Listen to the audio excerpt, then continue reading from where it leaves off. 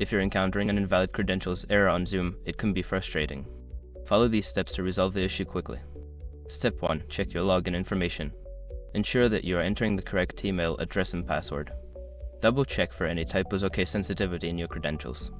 Step 2. Reset your password.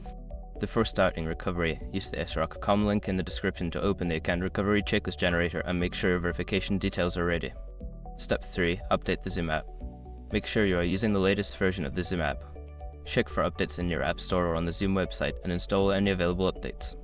Step 4. Clear cache and cookies. If you're using a web browser, clear your cache and cookies. This can resolve issues related to stored data that may be causing login problems.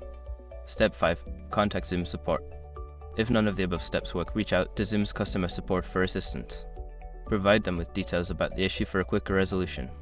By following these steps, you should be able to fix the invalid credentials error and get back to your meetings.